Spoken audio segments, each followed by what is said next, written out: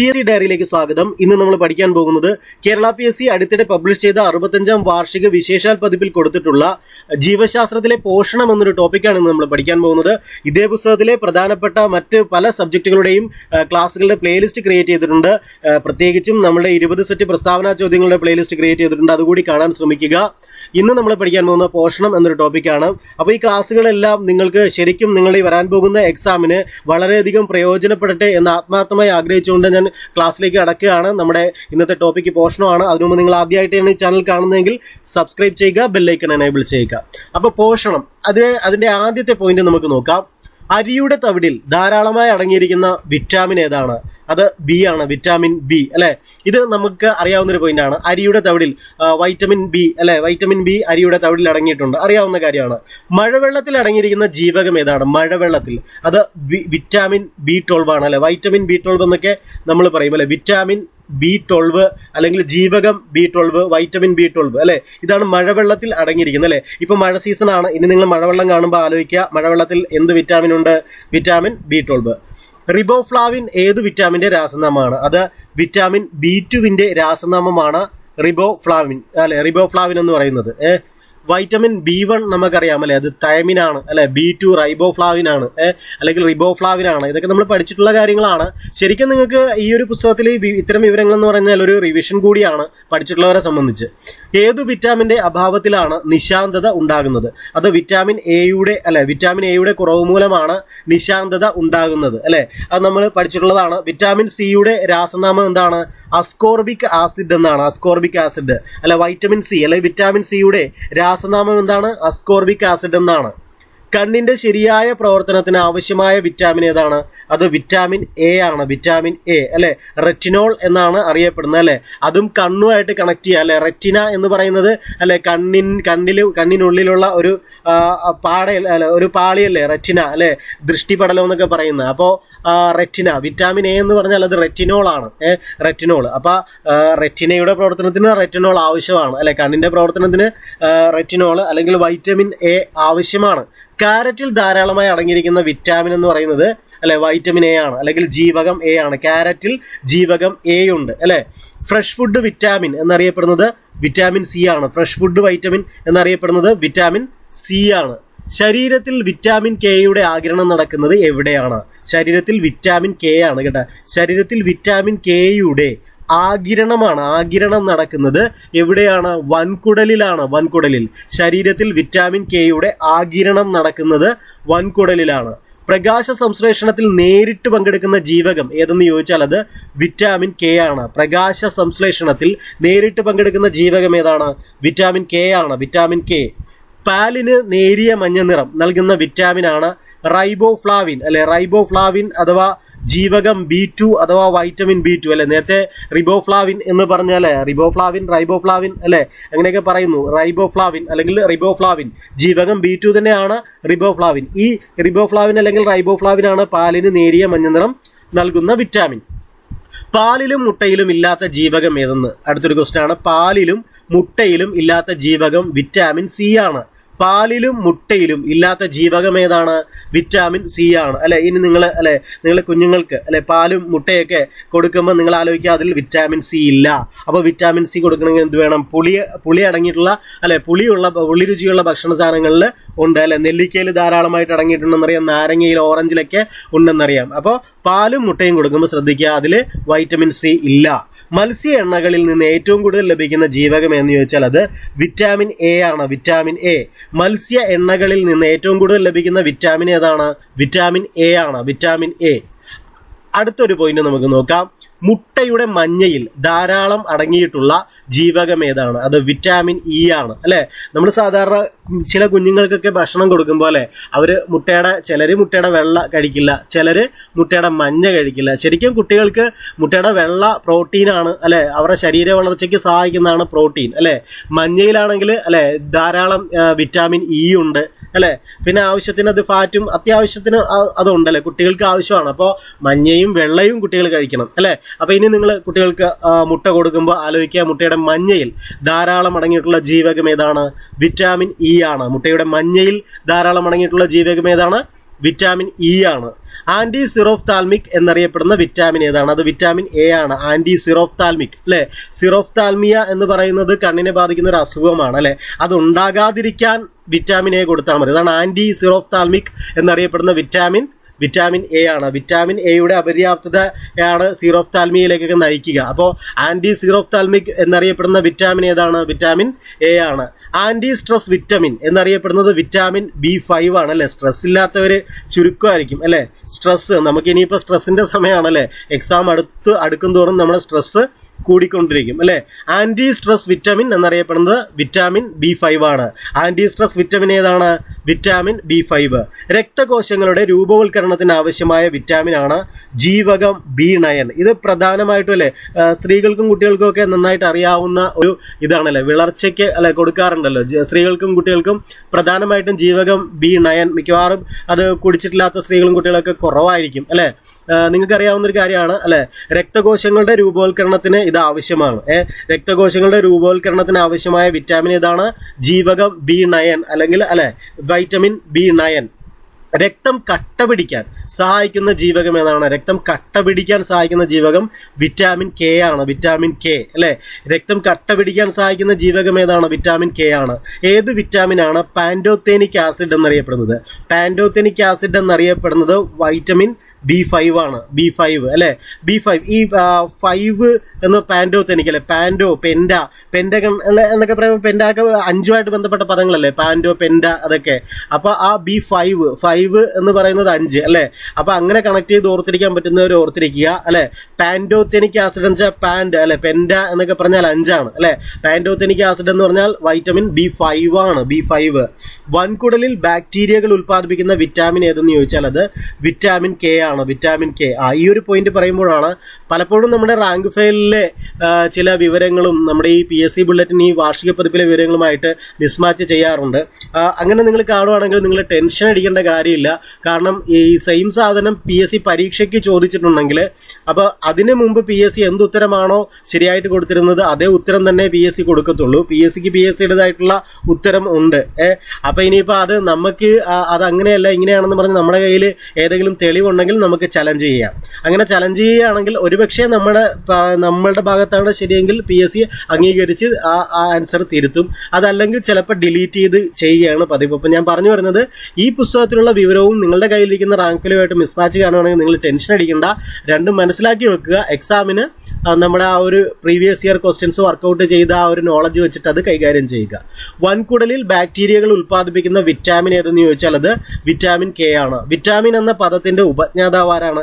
അത് Casimir funk ആണ്. Vitamin എന്ന അത് ശ്രദ്ധിക്കണം. വിറ്റാമിൻ എന്ന പദത്തിന്റെ അതായത് ആ ടേം അല്ലെ who coined the term vitamin? Casimir funk അല്ലെ. അപ്പൊ ആ ഈ വിറ്റാമിൻ എന്ന പദത്തിന്റെ ഉപജ്ഞാതാവാണ് കാസിമർ ഫങ്ക്. വിറ്റാമിൻ ഡി കണ്ടുപിടിച്ചത് എഡ്വേർഡ് മെലൻബി ആണ് അല്ലെ. എഡ്വേർഡ് മെലൻബി ആണ് വൈറ്റമിൻ ഡി അല്ലെ. വൈറ്റമിൻ ഡി എഡ്വേർഡ് മെലൻബി അല്ലെ. മൊത്തം ഒരു ഡിയുടെ കളിയാണ് അല്ലെ. വൈറ്റമിൻ ഡി കണ്ടുപിടിച്ചത് ആരാണ് അല്ലെ? എഡ്വേർഡ്. അതിലൊരു അല്ലെ ഡായുണ്ട്. എഡ്വേർഡ് അല്ലെ. എഡ്വേർഡ് മെലൻബി ആണ് വൈറ്റമിൻ ഡി കണ്ടുപിടിച്ചത്. അടുത്തൊരു പോയിന്റ് നോക്കുക. വിറ്റാമിന്റെ കണ്ടെത്തലിന് 1929 വൈദ്യശാസ്ത്ര നൊബേൽ പങ്കിട്ടത് ഫ്രെഡറിക് ഹോപ്കിൻസ് ആണ് അല്ലെ. Frederick Hopkins. വിറ്റാമിന്റെ കണ്ടെത്തലിന് 1929 വൈദ്യശാസ്ത്ര നൊബേൽ പങ്കിട്ടത് ഫ്രെഡറിക് ഹോപ്കിൻസ് ആണ്. സ്റ്റിറോയിഡ് വിറ്റാമിൻ എന്താണ്? സ്റ്റിറോയിഡ് വിറ്റാമിൻ എന്നറിയപ്പെടുന്നത് ജീവകം ഡി ആണ്. സ്റ്റിറോയിഡ് വിറ്റാമിൻ എന്നറിയപ്പെടുന്നത് ഏതാണ്? ജീവകം ഡി ആണ് സ്റ്റിറോയിഡ് വിറ്റാമിൻ അല്ലെ. അതിലും ഉണ്ടാ ആ ഒരു ഡി അല്ലെ. സ്റ്റിറോയിഡ് വിറ്റാമിൻ എന്നറിയപ്പെടുന്നത് ജീവകം ഡി ആണ്. സ്റ്റിറോയിഡ് ജീവകം D. Steroid D. Sunshine vitamin എന്നറിയപ്പെടുന്നത് വിറ്റാമിൻ ഡി ആണ്. സൺഷൈൻ വിറ്റാമിൻ അതറിയാം അല്ലെ.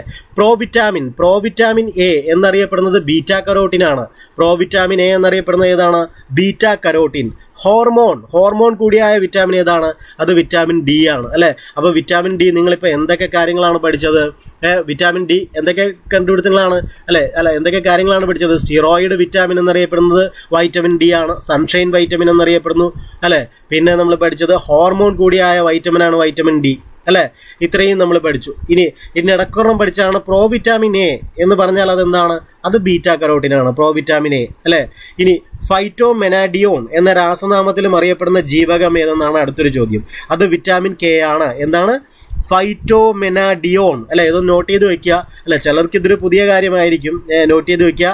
ഫൈറ്റോമെനാഡിയോൺ എന്ന രാസനാമത്തിൽ അറിയപ്പെടുന്ന ജീവകം ഏതാണ്? ജീവകം കെ ആണ്, അല്ലെ? ഫൈറ്റോമെനാഡിയോൺ എന്നറിയപ്പെടുന്ന ജീവകം ഏതാണ്? ഫൈറ്റോമെനാഡിയോൺ എന്ന രാസനാമത്തിലും അറിയപ്പെടുന്ന ജീവകം വിറ്റാമിൻ കെ ആണ്. പ്രതിരോധ ശേഷി വർദ്ധിപ്പിക്കുന്ന വിറ്റാമിൻ സി ആണ്. ഇത് നിങ്ങൾക്ക് അറിയാലേ, പ്രതിരോധ ശേഷി വർദ്ധിപ്പിക്കുന്നത് അത്യാവശ്യം ജലദോഷത്തിനൊക്കെ എതിരെ അല്ലെ പ്രവർത്തിക്കും. ജലദോഷമൊക്കെ ഉണ്ടാകാതിരിക്കാൻ വൈറ്റമിൻ സി സഹായിക്കും, അല്ലെ? പ്രതിരോധ ശേഷി വർദ്ധിപ്പിക്കുന്ന വിറ്റാമിൻ ഏതാണ്? വിറ്റാമിൻ സി ആണ്. പ്രത്യുൽപാദന വ്യവസ്ഥയുടെ സുഗമമായ പ്രവർത്തനത്തിന് അത്യന്താപേക്ഷിതമായ വിറ്റാമിനാണ് വിറ്റാമിൻ ഇ എന്ന് പറയുന്നത്, അല്ലെ? നമ്മുടെ പ്രത്യുൽപാദന വ്യവസ്ഥ, അല്ലെ? പ്രത്യുൽപാദന വ്യവസ്ഥയുടെ സുഗമമായ പ്രവർത്തനത്തിന് അത്യന്താപേക്ഷിതമായ വിറ്റാമിനാണ് വിറ്റാമിൻ ഇ എന്ന് പറയുന്നത്, അല്ലെ? പ്രത്യുൽപാദന വ്യവസ്ഥയുടെ സുഗമമായ പ്രവർത്തനത്തിന് അത്യന്താപേക്ഷിതമായ വിറ്റാമിൻ ഏതാണ്? Vitamin E. മുട്ടയുടെ മഞ്ഞയിലുണ്ട്, അല്ലെ? മനുഷ്യനിൽ കാണപ്പെടുന്ന ആകെ വിറ്റാമിനുകൾ എന്ന് പറഞ്ഞാൽ 13 കേട്ടാ. മനുഷ്യനിൽ കാണപ്പെടുന്ന ആകെ വിറ്റാമിനുകളുടെ എണ്ണം എത്രയാണ്? 13 അല്ലെ? അക്വാസോൾ എ, അല്ലെ? നല്ലൊരു പോയിന്റ് ആണ്. അക്വാസോൾ എ എന്ന വ്യാപാര നാമത്തിൽ ലഭിക്കുന്നത് ഏത് വിറ്റാമിനാണ്? വിറ്റാമിൻ എ ആണ് കേട്ടാ. റെറ്റിനോൾ, അല്ലെ? റെറ്റിനോൾ ആണ് വൈറ്റമിൻ എ എന്ന് പൊതുവെ അറിയപ്പെടുന്നത്. ഇപ്പം നമ്മൾ മറ്റൊരു പേരൂടെ പഠിച്ചു. എന്താണ്? അക്വാസോൾ എ എന്ന, അല്ലെ? അക്വാസോൾ എ എന്ന വ്യാപാര നാമത്തിൽ ലഭിക്കുന്നത് വിറ്റാമിൻ എ ആണ്, വിറ്റാമിൻ എ. അസ്ഥികളുടെ ആരോഗ്യത്തിന് അത്യന്താപേക്ഷിതമായ വിറ്റാമിൻ എന്ന് പറയുന്നത് വിറ്റാമിൻ ഡി ആണ്, അല്ലെ? വിറ്റാമിൻ ഡി നിങ്ങൾക്ക്, അല്ലെ, അമ്മമാരായിട്ടുള്ള ഉദ്യോഗാർത്ഥികൾക്ക് നന്നായിട്ട് അറിയാം, അല്ലെ? നവജാത ശിശുക്കൾക്ക് വൈറ്റമിൻ ഡി കൊടുക്കും. 6 മാസം മുതൽ ഒരു വയസ്സ് വരെ വൈറ്റമിൻ ഡി കൊടുക്കും, അല്ലെ? അതെന്തിനാണ്? നമുക്കറിയാം, വൈറ്റമിൻ ഡി സ്വാഭാവികമായി ശരീരത്തിൽ നിർമ്മിക്കപ്പെടുന്നില്ല. പിന്നെ സൂര്യപ്രകാശത്തിന്റെ സാന്നിധ്യത്തിലാണ് ത്വക്കിൽ നിർമ്മിക്കപ്പെടുന്നത്, അല്ലെ? ഇതും ചില കുഞ്ഞുങ്ങൾ ജനിച്ചു കഴിഞ്ഞിട്ട്, അല്ലെ, മഞ്ഞ കാണുന്നു എന്നൊക്കെ പറഞ്ഞിട്ട് കൊണ്ടുപോകുന്നത് നിങ്ങൾ ശ്രദ്ധയിൽപ്പെട്ടിട്ടുണ്ടാവും, അല്ലെ?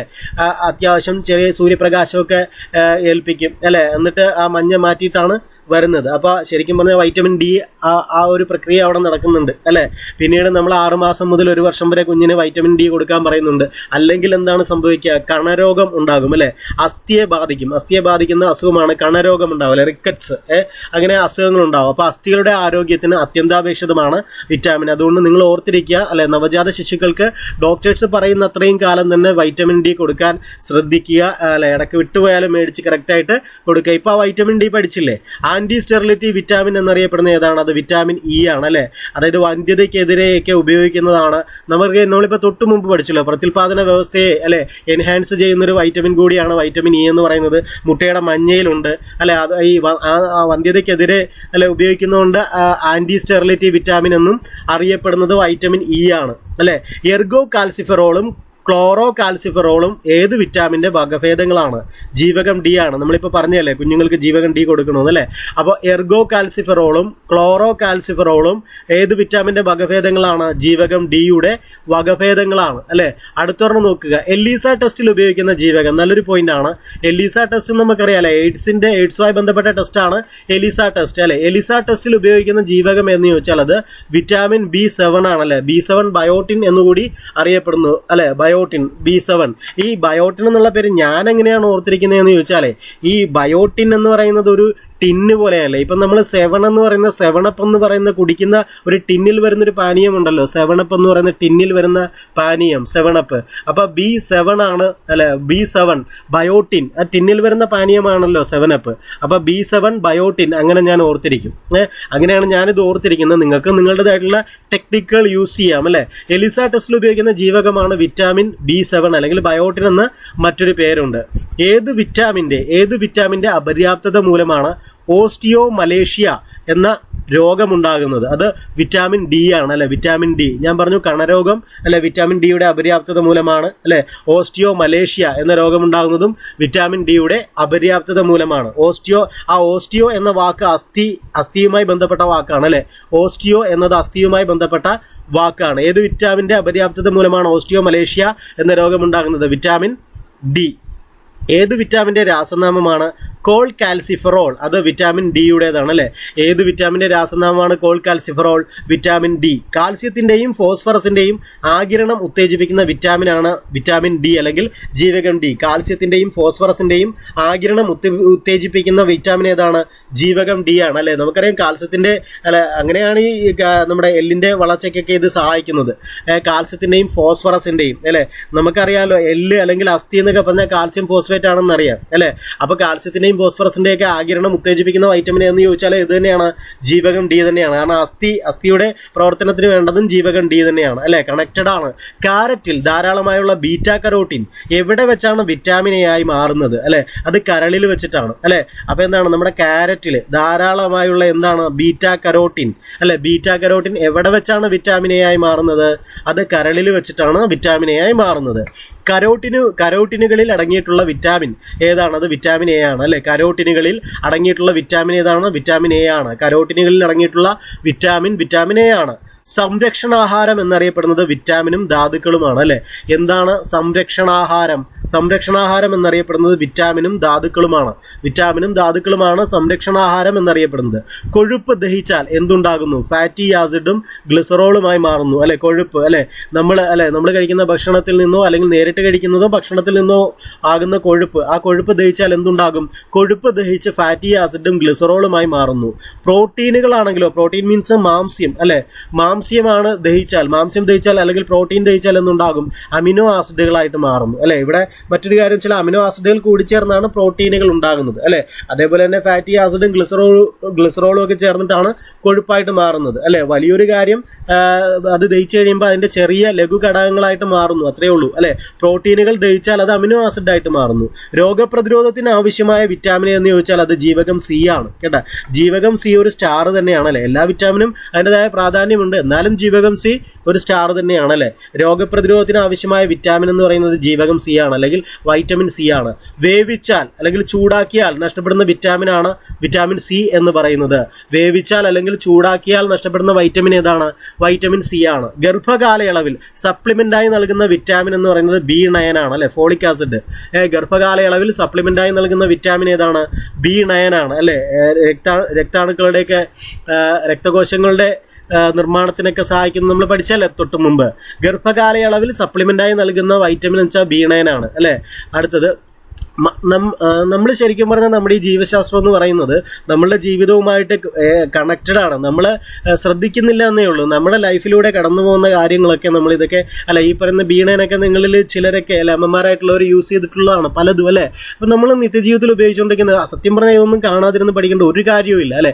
ജസ്റ്റ് ഒന്ന് മനസ്സിലാക്കിയാൽ മതി. ഇന്നല്ലെങ്കിൽ നാളെയും ഒക്കെ നമ്മുടെ ലൈഫിൽ വേണ്ട കാര്യങ്ങൾ തന്നെയാണ്. മദ്യപാനികളിൽ ഏത് വിറ്റാമിൻ്റെ അഭാവമാണ് കാണപ്പെടുന്നത്? അത് B1 അഭാവമായിരിക്കും കേട്ടോ. മദ്യപാനി നല്ലൊരു പോയിന്റ് അല്ലേ. ഇനി ആരെങ്കിലും അല്ലേ മദ്യപാനികളെ കാണുമ്പോൾ ആലോചിക്കുക അവർക്ക് ഏത് വിറ്റാമിൻ്റെ അഭാവം കാണും? B1 അല്ലെ. B1 thiamine. മദ്യപാനികളിൽ ഏത് വിറ്റാമിൻ്റെ അഭാവമാണ് കാണപ്പെടുന്നത്? B1. പാലിലടങ്ങിയിരിക്കുന്ന മാംസ്യം അല്ലെങ്കിൽ പ്രോട്ടീൻ ഏതെന്ന് ചോദിച്ചാൽ അത് കേസീൻ ആണ് അല്ലെ. കേസീൻ. പാലിലടങ്ങിയിരിക്കുന്ന മാംസ്യം അല്ലെങ്കിൽ പ്രോട്ടീൻ ഏതാണ്? കേസീൻ ആണ്. പാലിലും മുട്ടയിലും ഇല്ലാത്ത ജീവകം ഓൾറെഡി നമ്മൾ പഠിച്ചു, വൈറ്റമിൻ സി ആണ്. വൈറ്റമിൻ സി എന്ന് പറഞ്ഞാൽ പാലിലും മുട്ടയിലും ഇല്ല. അടുത്തൊരു പോയിന്റ്, മനുഷ്യ ശരീരത്തിൽ ഏറ്റവും കൂടുതൽ ഇരുമ്പ് സംഭരിക്കപ്പെടുന്ന അവയവം കരളാണ്. ഇവിടെ ഒരു പോയിന്റ് നോട്ട് ചെയ്യേണ്ടത്, മനുഷ്യ ശരീരത്തിൽ ഏറ്റവും കൂടുതൽ ഇരുമ്പ് സംഭരിക്കപ്പെടുക, സ്റ്റോർ ചെയ്യുന്ന കാര്യമാണ് പറയുന്നത് കേട്ടോ. മനുഷ്യ ശരീരത്തിൽ ഏറ്റവും കൂടുതൽ ഇരുമ്പ് സ്റ്റോർ ചെയ്യുന്ന അവയവം ഏതാണ്? കരളാണ്. കരൾ. അടുത്തൊരു പോയിന്റ് നോക്കുക. അടുത്തൊരു പോയിന്റ്, ഞാനിവിടെ അപ്ലോഡ് ചെയ്യുന്ന എല്ലാ വീഡിയോ ക്ലാസ്സുകളുടെയും പരീക്ഷ നമ്മൾ ടെലഗ്രാം ചാനൽ നടത്താറുണ്ട്. താല്പര്യമുള്ളവർ ഡിസ്ക്രിപ്ഷൻ ബോക്സിൽ ലിങ്ക് കൊടുത്തിട്ടുണ്ട്, അതുവഴി ജോയിൻ ചെയ്യുക. നോക്കുക, മുറിവിലെ രക്തം കട്ടപിടിക്കാൻ സഹായിക്കുന്ന വൈറ്റമിൻ എന്ന് വെച്ചാൽ വൈറ്റമിൻ കെ ആണ്. മുറിവിലെ രക്തം കട്ടപിടിക്കാൻ സഹായിക്കുന്ന വൈറ്റമിൻ കെ ആണ്. ഏത് വിറ്റാമിൻ്റെ കുറവ് മൂലമാണ് കണരോഗം റിക്കറ്റ്സ് ഉണ്ടാകുന്നത്? വൈറ്റമിൻ ഡി ആണ്. Vitamin D. ഓസ്റ്റിയോപോറോസിസ് ഓസ്റ്റിയോപോറോസിസിന് കാരണമാകുന്നത് ഏത് വൈറ്റമിൻ്റെ കുറവാണ്? വൈറ്റമിൻ ഡി അല്ലെ. Osteomalacia, osteoporosis. ഈ ഓസ്റ്റിയോ എന്ന വാക്കേ അസ്ഥിയുമായി ബന്ധപ്പെട്ടതാണ് അല്ലെ. ഓസ്റ്റിയോമലേഷ്യ, ഓസ്റ്റിയോപോറോസിസ് ഒക്കെ എന്താണ്? വൈറ്റമിൻ ഡി ആണ് അല്ലെ. അടുത്തൊരെണ്ണം നോക്കുക, വൈറ്റമിൻ B9 അപര്യാപ്തത കാരണം ഉണ്ടാകുന്ന രോഗം ഏതാണ്? അത് മെഗലോബ്ലാസ്റ്റിക് അനീമിയ ആണ്. മെഗലോബ്ലാസ്റ്റിക് അനീമിയ, വൈറ്റമിൻ B9 അല്ലെ, B9. വൈറ്റമിൻ B9 അപര്യാപ്തത കാരണം ഉണ്ടാകുന്ന രോഗം ഏതാണ്? മെഗലോബ്ലാസ്റ്റിക് അനീമിയ ആണ്.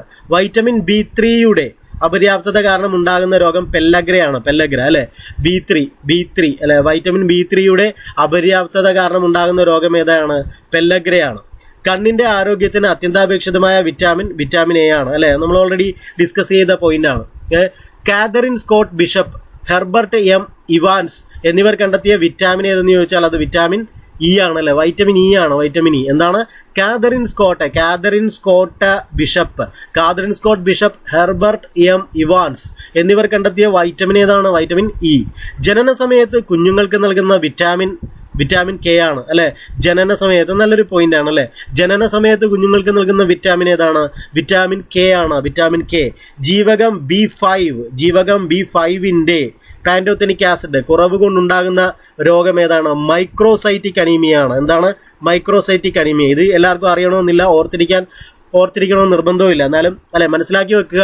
ജീവകം B5 അല്ലെങ്കിൽ പാൻറ്റോതെനിക് ആസിഡ് എന്ന് നമ്മൾ ഓൾറെഡി പഠിച്ചു അല്ലെ. പാൻറ്റോതെനിക് ആസിഡിന്റെ കുറവ് കൊണ്ടുണ്ടാകുന്ന രോഗം എന്ന് ചോദിച്ചാൽ അത് മൈക്രോസൈറ്റിക് അനീമിയ ആണ്. Microcytic anaemia. അടുത്തൊരു പോയിന്റ് നോക്കുക.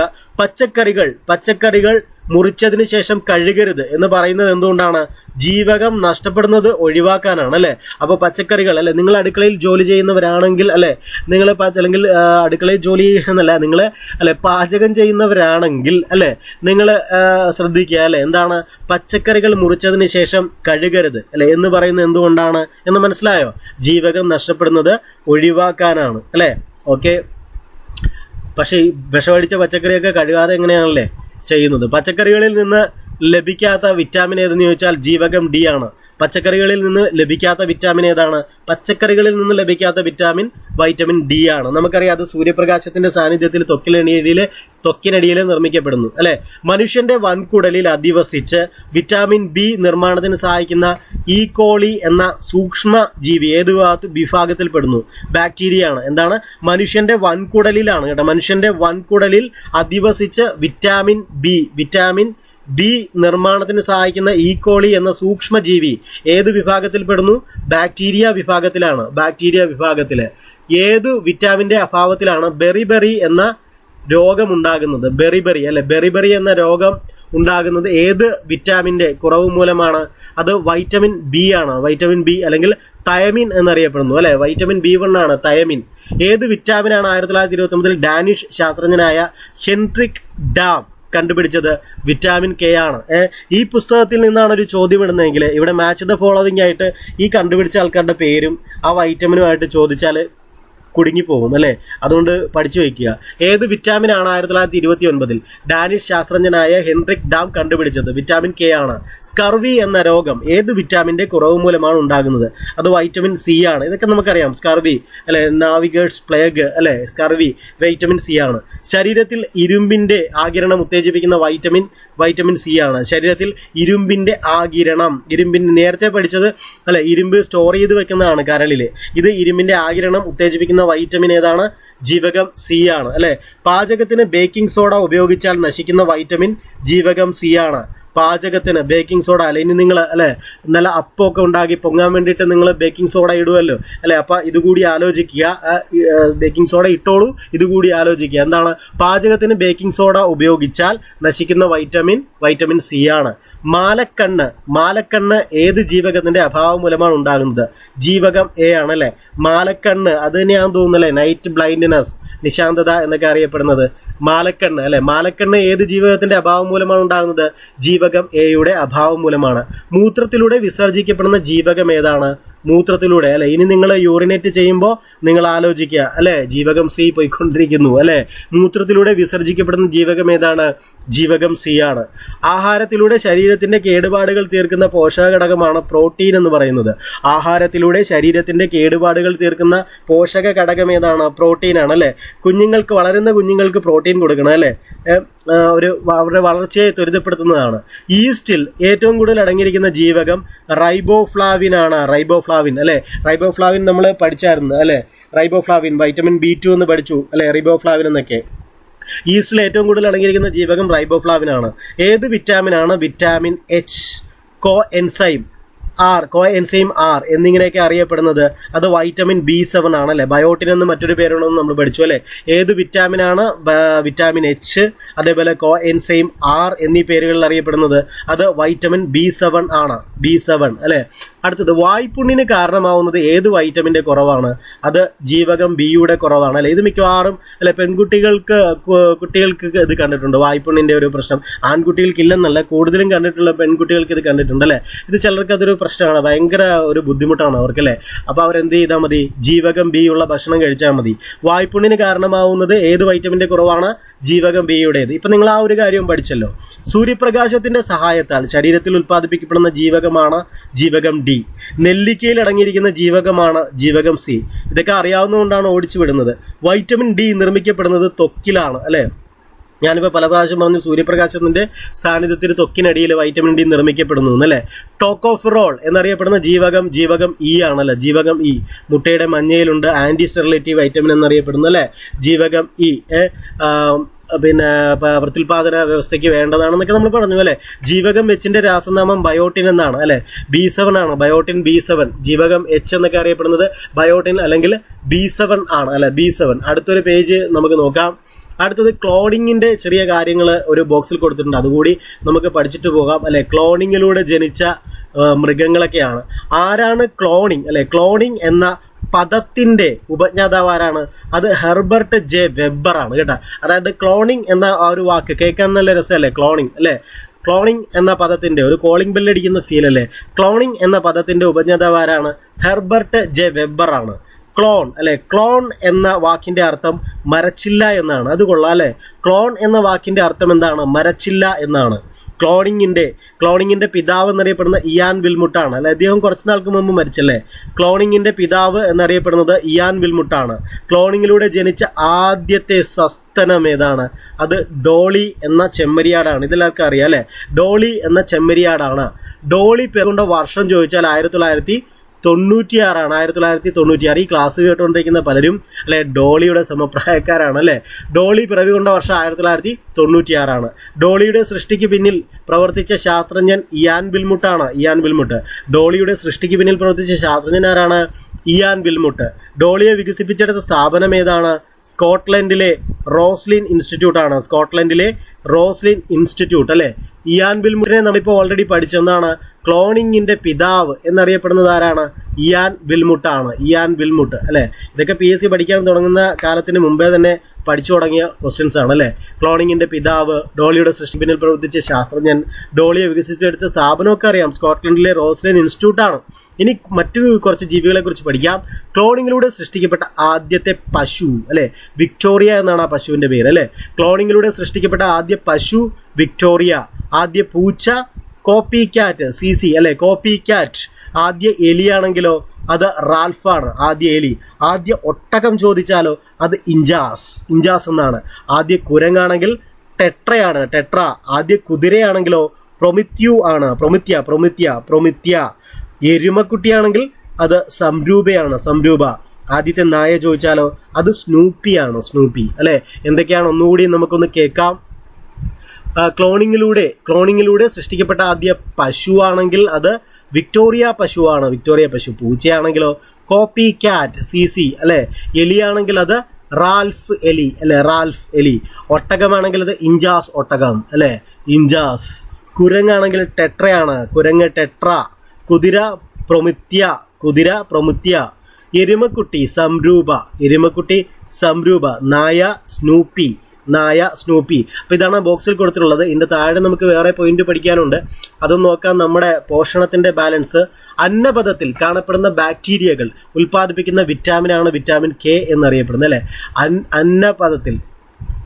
അന്നപഥത്തിൽ കാണപ്പെടുന്ന ബാക്ടീരിയകൾ ഉൽപ്പാദിപ്പിക്കുന്ന വിറ്റാമിനാണ് വിറ്റാമിൻ K എന്നറിയപ്പെടുന്നത്.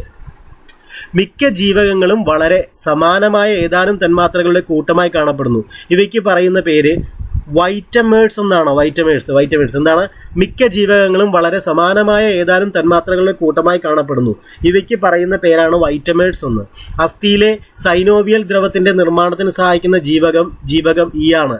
അസ്ഥിയിലെ സൈനോവിയൽ ദ്രവത്തിന്റെ നിർമ്മാണത്തിന് സഹായിക്കുന്ന ജീവകം ഏതാണ്? ജീവകം ഇ ആണ്. കേട്ടോ, ഇത് നല്ലൊരു പോയിന്റ് അല്ലേ? സൈനോവിയൽ ഫ്ലൂയിഡ്, അസ്ഥിയിലെ സൈനോവിയൽ ഫ്ലൂയിഡ് അല്ലെ സൈനോവിയൽ ദ്രവത്തിന്റെ നിർമ്മാണത്തിന് സഹായിക്കുന്ന ജീവകം ഇ ആണ്. ഏത് വിറ്റാമിനിന്റെ അഭാവമാണ് മനുഷ്യരിൽ മോണയിൽ പഴുപ്പ് അതേപോലെ രക്തസ്രാവം എന്നീ ലക്ഷണങ്ങൾക്ക് കാരണമാകുന്നത്? വൈറ്റമിൻ സി ആണ് അല്ലെ, വിറ്റാമിൻ സി ആണ്. വിറ്റാമിൻ സിയുടെ അഭാവമാണ് മനുഷ്യരിൽ മോണയിൽ പഴുപ്പ്, രക്തസ്രാവം എന്നീ ലക്ഷണങ്ങൾക്ക് കാരണമാകുന്നത്. 1 ഗ്രാം മാംസ്യത്തിൽ നിന്ന് ലഭിക്കുന്നത് എത്ര കലോറി ഊർജ്ജമാണ്? 4.1 അല്ലെ, 4.1 കലോറി ഊർജ്ജമാണ് 1 ഗ്രാം മാംസ്യം അല്ലെ, അതായത് പ്രോട്ടീൻ. 1 ഗ്രാം പ്രോട്ടീനിൽ നിന്ന് ലഭിക്കുന്നത് എത്ര കലോറി ഊർജ്ജമാണ്? 4.1 കലോറി എനർജിയാണ് അല്ലെ. അടുത്ത് നോക്കുക, 1 ഗ്രാം കൊഴുപ്പാണെങ്കിലോ 1 ഗ്രാം കൊഴുപ്പിൽ നിന്ന് നോക്കിയേ 9.3 കലോറി ഉണ്ട്. അപ്പോൾ കൊഴുപ്പാണ് കൂടുതൽ അല്ലെ. 1 ഗ്രാം മാംസ്യത്തിൽ നിന്നും 4.1 കലോറി ഊർജ്ജമാണ് ലഭിക്കുന്നത്. പക്ഷെ 1 ഗ്രാം കൊഴുപ്പിൽ നിന്നും 9.3 ഊർജ്ജം ലഭിക്കുന്നുണ്ട് അല്ലെ. വൈറ്റമിൻ B1ന്റെ ശാസ്ത്രനാമം തയമിൻ ആണ് അല്ലെ. B1 തയമിൻ, B2 റൈബോഫ്ലാവിൻ അല്ലെ. കാസിമർ ഫംഗ് ജീവക കോംപ്ലക്സിനെ വേർതിരിച്ചെടുക്കും മുമ്പ് 1910 ആദ്യമായി ജീവക കോംപ്ലക്സിനെ അല്ലെങ്കിൽ വൈറ്റമിൻ കോംപ്ലക്സിനെ വേർതിരിച്ചെടുത്ത ജാപ്പനീസ് ശാസ്ത്രജ്ഞനുണ്ട്. അതാണ് ഉമെറ്ററോ സുസുക്കി അല്ലെ. സുസുക്കി നമുക്ക് നേരത്തെ അറിയാലോ, ഒരു വണ്ടിയുടെ പേര് നമ്മൾ ഓൾറെഡി കേട്ടിട്ടുണ്ടല്ലേ, സുസുക്കി സമുറായ എന്നൊക്കെ പറഞ്ഞിട്ട്. അപ്പോൾ ബാക്കി നമ്മളിപ്പോൾ അല്ലെ ഉമെറ്ററോ സുസുക്കി എന്നാണ് അദ്ദേഹത്തിൻ്റെ പേര്. അപ്പോൾ ഒന്നുകൂടെ നോക്കുക, കാസിമർ ഫംഗ് ജീവക കോംപ്ലക്സിനെ വേർതിരിച്ചെടുക്കും മുമ്പ് 1910 ആദ്യമായി ജീവക കോംപ്ലക്സിനെ വേർതിരിച്ചെടുത്ത ജാപ്പനീസ് ശാസ്ത്രജ്ഞനാണ് ഉമെറ്ററോ സുസുക്കി. സസ്യബുക്കുകൾക്ക് ഏറ്റവും സമ്പന്നമായ മാംസ്യ സ്രോതസ് എന്ന് പറയുന്നത് സോയാബീനാണ് അല്ലെ. സോയാബീൻ, ചില കല്യാണത്തിനൊക്കെ ചെല്ലുമ്പോൾ ഈ സോയാബീൻ ബീഫ് കറി വെച്ചത് അല്ല, ബീഫ് ഇങ്ങനെ ഒലത്തിയതുപോലെ, ബീഫ് ഫ്രൈ ചെയ്ത പോലെയൊക്കെ ഇട്ടിരിക്കുന്നത് കാണാം അല്ലെ, സോയാബീൻ. സസ്യബുക്കുകൾക്ക് ഏറ്റവും സമ്പന്നമായ മാംസ്യ സ്രോതസ്സാണ് ഈ സോയാബീൻ എന്ന് പറയുന്നത് അല്ലെ. സോയാബീൻ കൊണ്ട് പലതരം ഭക്ഷണ സാധനങ്ങൾ ഉണ്ടാക്കുന്ന റീൽസ് ഒക്കെ നിങ്ങൾ ഇൻസ്റ്റാഗ്രാമിൽ കാണാറുണ്ട് അല്ലെ. ജീവകങ്ങൾ അധികമായാൽ ശരീരത്തിന് സംഭവിക്കുന്ന അവസ്ഥ ഏത് പേരിൽ അറിയപ്പെടുന്നു? അത് ഹൈപ്പർ വിറ്റമിനോസിസ് എന്നാണ് കേട്ടോ. അധികമായാലാണ് ഈ ഹൈപ്പർ വരുന്നത് അല്ലെ. കൂടുതലാകുമ്പോഴാണ് ഈ ഹൈപ്പർ എന്നുള്ള വാക്ക് വരുന്നത്. കുറവാണെങ്കിൽ ഹൈപ്പോ എന്ന് ചേർത്തിട്ടല്ലേ പറയുന്നത്. അപ്പോൾ ജീവകങ്ങൾ അധികമായാൽ, ജീവകങ്ങൾ കൂടുതലായാൽ അല്ലെ, ഹൈപ്പർ, അധികമായാൽ എന്ന് വന്നതുകൊണ്ട് ഹൈപ്പർ വന്നു അല്ലെ. ജീവകങ്ങളായതുകൊണ്ട് വിറ്റോമിനോസിസ് അല്ലെ, ഹൈപ്പർ വിറ്റോമിനോസിസ്. അപ്പോൾ പേരിൽ നിന്ന് നിങ്ങൾ പഠിച്ചല്ലോ. അടുത്ത ഒരു പോയിന്റ് നോക്കാം.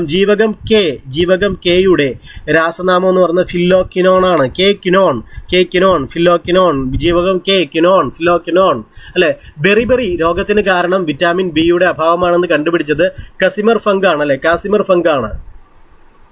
അപ്പൊ എന്താണ് ബെറിബെറി അല്ലെ. ബെറിബെറി രോഗത്തിന് കാരണം വിറ്റാമിൻ ബിയുടെ അഭാവമാണെന്ന് കണ്ടുപിടിച്ചത് കാസിമർ ഫംഗ് ആണ്. അമിത മദ്യപാന ശീലമുള്ളവരിൽ ഏത് വിറ്റാമിന്റെ അഭാവമാണ് കണ്ടുവരുന്നത്? B1 തയമിന്റെ അല്ലെ. അമിത മദ്യപാന ശീലമുള്ളവരിൽ ഏത് വിറ്റാമിന്റെ അഭാവമാണ് കണ്ടുവരുന്നത്? തയമിൻ. ഏത് വിറ്റാമിന്റെ കുറവ് കൊണ്ടാണ് കോർസാക്കോഫ് സിൻഡ്രോം ഉണ്ടാകുന്നത്? അത് തയമിന്റെയാണ് അല്ലെ. കോർസക്കോഫ് സിൻഡ്രോം ഉണ്ടാകുന്നത് തൈമിൻ്റെ ആണ്. ഇത് ഇങ്ങനെയുള്ള പോയിന്റൊക്കെയാണ് നോട്ട് ചെയ്ത് വെക്കേണ്ടത് കേട്ടോ. ഇത് PSC അല്ലേ, PSCയുടെ പുസ്തകം തന്നെയാണ്. ഇതിൽ ഈ ഒരു ലൈൻ എടുത്തിട്ട് നമ്മളെ കുഴപ്പിക്കാനിട്ട എല്ലാവർക്കും അറിയണമെന്നില്ല. അതുകൊണ്ട് നോക്കി വെക്കുക. ഏത് വിറ്റാമിൻ്റെ കുറവ് കൊണ്ടാണ് കോർസക്കോഫ് സിൻഡ്രോം ഉണ്ടാകുന്നത്? തൈമിൻ്റെയാണ്. തയമിൻ കോർസക്കോഫ് സിൻഡ്രോം അല്ലെ, തയമിൻ. ഏത് വിറ്റാമിനിന്റെ അഭാവമാണ് പെരിഫറൽ ന്യൂറോപ്പതിക്ക്, അതായത് കൈകാലുകളുടെ മരവിപ്പും തരിപ്പും കാരണമാകുന്നത്? അതും തയമിൻ്റെയാണ് അല്ലെ, തയമിൻ. അപ്പോൾ നോക്കുക, തയമിൻ ആളൊരു വില്ലനാണ് അല്ലെ. ഏത് വിറ്റാമിനിന്റെ അഭാവമാണ് പെരിഫറൽ ന്യൂറോപ്പതി അല്ലെ. എന്താണ് പെരിഫറൽ ന്യൂറോപ്പതി? അത് എന്താണ് പെരിഫറൽ ന്യൂറോപ്പതി? കൈകാലുകളുടെ മരവിപ്പും തരിപ്പും. അതിന് കാരണമാകുന്നത് തയമിൻ എന്ന് പറയുന്ന വിറ്റാമിന്റെ കുറവാണ്. ഏത് അമിനോ ആസിഡിൽ നിന്നാണ് നിയാസിൻ നിർമ്മിക്കുന്നത്? അത് ട്രിപ്റ്റോഫാനിൽ നിന്നാണ് കേട്ടോ. ഏത് അമിനോ ആസിഡിൽ നിന്നാണ് നിയാസിൻ നിർമ്മിക്കുന്നത്? അത് ട്രിപ്റ്റോഫാനിൽ നിന്ന്. ജീവകം കെ ഏറ്റവും കൂടുതൽ അടങ്ങിയിട്ടുള്ള ഭക്ഷ്യവസ്തു ചോദിച്ചാൽ അത് പച്ചിലക്കറികളാണ്. ജീവകം കെ ആണ്. ജീവകം കെ ഏറ്റവും കൂടുതൽ അടങ്ങിയിട്ടുള്ളത് പച്ചിലക്കറികളിലാണ്.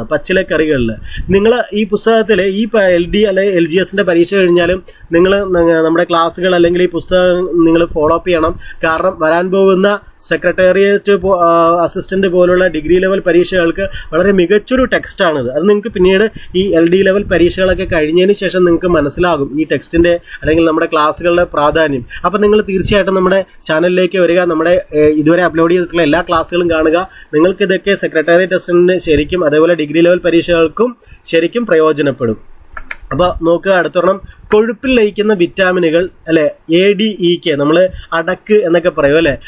വാട്ടർ സൊല്യൂബിൾ അല്ലെങ്കിൽ ജലത്തിൽ ലയിക്കുന്നത് BC, ഫാറ്റ് സൊല്യൂബിൾ അടക്ക് അല്ലെ, ADEK. നമ്മൾ ADEK എന്ന അടക്ക് അങ്ങനെയൊക്കെ നമ്മൾ പഠിക്കത്തില്ല ഒരു കോഡിട്ട്. അപ്പോൾ കൊഴുപ്പിൽ ലയിക്കുന്ന വൈറ്റമിനുകൾ ഏതാണ്? ADEK ആണ് അല്ലെ. ഫാറ്റ് സൊല്യൂബിൾ അടക്ക്, വാട്ടർ സൊല്യൂബിൾ BC, അങ്ങനെയാണ് നമ്മൾ ഓർത്ത് വയ്ക്കുന്നത്. ഫോളേറ്റ് എന്നറിയപ്പെടുന്ന വിറ്റാമിൻ ജീവകം B9 ആണ് അല്ലെ. ഫോളേറ്റ് എന്താണ്? ജീവകം B9 ആണ്. പാരസ്തിസിയ എന്ന അവസ്ഥ കാണിക്കുന്നത് ഏത് വിറ്റാമിൻ്റെ അളവ് കുറയുമ്പോഴാണ്? അത് വിറ്റാമിൻ B5ൻ്റെ അളവ് കുറയുമ്പോഴാണ്. പാരസ്തിസിയ എന്ന അവസ്ഥ കാണിക്കുന്നത് അല്ലെ വിറ്റാമിൻ B5ൻ്റെ B5 നമ്മൾ പഠിച്ചല്ലേ, പാൻറ്റോതെനിക് ആസിഡ് അല്ലെ. പാൻറ്റോതെനിക് ആസിഡിൻ്റെ അളവ് കുറയുമ്പോഴാണ് പാരസ്തിസിയ എന്ന അവസ്ഥ ഉണ്ടാകുന്നത്. ആൻറ്റി ഓക്സിഡൻ്റായി പ്രവർത്തിക്കുന്ന പരൽ ഘടനയുള്ള വിറ്റാമിനാണ് വിറ്റാമിൻ C എന്ന് പറയുന്നത് അല്ലേ. എന്താണ്? ആൻറ്റി ഓക്സിഡൻ്റായിട്ട് പ്രവർത്തിക്കുന്നതാണ് വൈറ്റമിൻ C. ലേത്വം അനുസരിച്ച് വിറ്റാമിനുകളെ എത്രയായി തരംതിരിച്ചിട്ടുണ്ട്? 2 അല്ലേ. 2 തിരിച്ചിരിക്കുന്നത് അല്ലേ. Fat soluble, water soluble. Ergosterol എന്ന കൊഴുപ്പ് ഏത് ജീവകമായി ആണ് മാറുന്നത്? എർഗോസ്റ്റിറോൾ അത് ജീവകം D ആണ് അല്ലെ. എർഗോസ്റ്റിറോൾ എന്ന കൊഴുപ്പ് അല്ലെ, കൊഴുപ്പാണ് എർഗോസ്റ്റിറോൾ എന്ന കൊഴുപ്പ് ഏത് ജീവകമായി ആണ് മാറുന്നത്? ജീവകം D. വൈറ്റമിൻ B12ന്റെ ശാസ്ത്രനാമം സയനോകൊബാലമിൻ എന്നാണ്. സയനോകൊബാലമിൻ അല്ലെ. വൈറ്റമിൻ B12ന്റെ ശാസ്ത്രനാമം എന്താണ്? സയനോകൊബാലമിൻ എന്നാണ്. വൈറ്റമിൻ B9 രാസപരമായി അറിയപ്പെടുന്നത് ഫോളിക് ആസിഡ് എന്നാണ് അല്ലെ. Folic acid. വൈറ്റമിൻ B9 രാസപരമായി അറിയപ്പെടുന്നത് ഫോളിക് ആസിഡ് എന്നാണ്. കരളിൽ സംഭരിച്ചിരിക്കാവുന്ന വൈറ്റമിൻ A ആണ് അല്ലെ. കരളിൽ സംഭരിച്ചിരിക്കാവുന്ന വൈറ്റമിൻ ഏതാണ്? വൈറ്റമിൻ A ആണ്. കാർബോഹൈഡ്രേറ്റിനെ ഏതു രൂപത്തിലാണ് കരളിൽ ശേഖരിക്കുന്നത്? ഗ്ലൈക്കോജനായിട്ടായിരിക്കും കേട്ടോ. കാർബോഹൈഡ്രേറ്റിനെ ഗ്ലൈക്കോജന്റെ രൂപത്തിലാണ് കരളിൽ ശേഖരിക്കുന്നത്.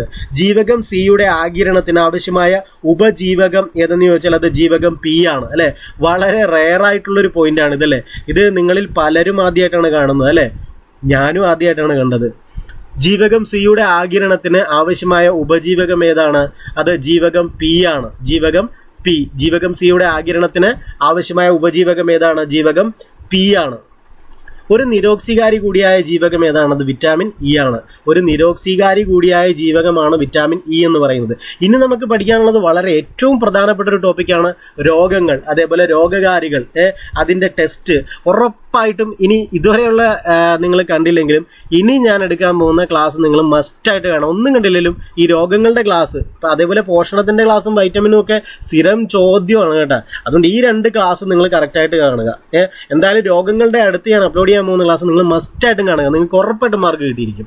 കാരണം രോഗങ്ങളില്ലാതെ മിക്കവാറും ക്വസ്റ്റ്യൻസ് കുറവാണ്. അപ്പോൾ എന്തായാലും നിങ്ങൾക്ക് ഞാൻ ആദ്യം പറഞ്ഞ പോലെ നമ്മളിവിടെ എടുക്കുന്ന എല്ലാ ക്ലാസ്സുകളും നിങ്ങൾക്ക് ശരിക്കും പരീക്ഷയ്ക്ക് പ്രയോജനപ്പെടട്ടെ, നിങ്ങളുടെ ലൈഫ് ജോലി കിട്ടി അല്ലെ ജിങ്കാലാലയാകട്ടെ എന്ന് ആശംസിക്കുന്നു. എല്ലാം നന്നായിട്ട് പഠിക്കുക, നന്നായിട്ട് ടെൻഷനൊന്നും ഇല്ലാതെ പരീക്ഷയ്ക്ക് പോകാൻ നിങ്ങൾ ഇത്ര നാൾ എടുത്തൊരു എഫർട്ടുണ്ട്. നിങ്ങൾ അതിൽ ഇനി ഇങ്ങോട്ട് പരീക്ഷ പോകാൻ തുടങ്ങുമ്പോൾ നിങ്ങൾക്കൊരു ടെൻഷൻ തുടങ്ങുന്ന സമയമാണ്. അപ്പോൾ നിങ്ങൾ ടെൻഷനൊന്നും അടിക്കണ്ട. ടെൻഷൻ ഒഴിവാക്കാൻ ഏറ്റവും വേണ്ടത് റിവിഷൻ നടത്തുക എന്നുള്ളതാണ്. അത് നിങ്ങൾ കൃത്യമായിട്ട് ചെയ്യുക. ദിവസം 1 മണിക്കൂറൊന്ന് റിവിഷൻ നടത്താൻ ശ്രമിക്കുക. എന്നല്ല, റിവിഷൻ മസ്റ്റായിട്ട് നിങ്ങൾ റിവിഷൻ നടത്തുക. എല്ലാ പ്രധാനപ്പെട്ട ടോപ്പിക്കുകളുടെയും റിവിഷൻ നടത്തുക. നിങ്ങൾ ടെൻഷൻ അടിക്കണ്ട. ടെൻഷൻ സ്വാഭാവികമായി വരുന്നതാണ്. അതിൻ്റെ വഴിക്കങ്ങ് വിടുക. നിങ്ങൾ റിവിഷൻ നടത്തുമ്പോൾ തന്നെ നിങ്ങൾക്ക് കോൺഫിഡൻസ് കൂടിക്കോളും. നിങ്ങൾ അതുകൊണ്ട് പഠിച്ചതിൽ നിങ്ങൾ കോൺഫിഡൻ്റ് ആയിട്ട് നിങ്ങൾ പോവുക. നിങ്ങൾ പഠിച്ചതിൽ നിന്നേ പരീക്ഷയ്ക്ക് വരൂ. അങ്ങനെ ആ ഒരു വിശ്വാസത്തിൽ തന്നെ പോവുക. എന്ന് വെച്ച് കുറച്ച് പഠിച്ചിട്ട് പോവുക എന്നുള്ളതല്ല. ഏറെക്കുറെ നിങ്ങൾ സിലബസ് കവർ ചെയ്തിട്ടുണ്ടാവും എന്ന് വിചാരിക്കുന്നു. അപ്പോൾ നിങ്ങൾ പഠിച്ചൊക്കെ തന്നെ വരത്തുള്ളൂ. നിങ്ങൾ പ്രീവിയസ് ഇയർ ക്വസ്റ്റ്യൻസ് ഒക്കെ വർക്കൗട്ട് ചെയ്യുന്നുണ്ട് അല്ലേ. Malayalam, English, maths previous year ഒക്കെ നിങ്ങൾ വർക്കൗട്ട് ചെയ്തിട്ടുണ്ട്. കറണ്ട് അഫയേഴ്സ് നോക്കുന്നുണ്ട്. നിങ്ങൾ ധൈര്യമായിട്ട് പോയി പരീക്ഷ എഴുതുക. ഒരു ശക്തിക്കും നിങ്ങളെ ഇനി തോൽപ്പിക്കാൻ പറ്റില്ല. നിങ്ങൾ അതേപോലെ നിങ്ങൾ പ്രിപ്പയർഡാണ്. നിങ്ങളെ മനസ്സ് പ്രിപ്പയർഡാണ്. മറ്റു പ്രതിസന്ധികൾക്കൊന്നും നിങ്ങളെ തകർക്കാൻ പറ്റില്ല അല്ലേ. ഇതുവരെയൊക്കെ തകർത്തു, ഇനി തകർക്കാൻ പറ്റില്ല. ഇത് നിങ്ങളുടെ പരീക്ഷയാണ് ഈ വരാൻ പോകുന്നത്. നിങ്ങൾ ധൈര്യമായിട്ട് പോയി പരീക്ഷ എഴുതുക. ഇവിടെ നമ്മുടെ ചാനലിലെടുത്ത എല്ലാ ക്ലാസ്സും നിങ്ങൾക്ക് പ്രയോജനം ചെയ്യും. ഉറപ്പായിട്ടും പ്രയോജനം ചെയ്യും. പ്രയോജനം ചെയ്യണമെന്ന് പറഞ്ഞു തന്നെയാണ് ഞാൻ ക്ലാസ് എടുത്തിരിക്കുന്നത്. നിങ്ങൾക്ക് പ്രയോജനം ചെയ്യട്ടെ. അപ്പോൾ എല്ലാവർക്കും വിജയാശംസകൾ. All the best. Thank U.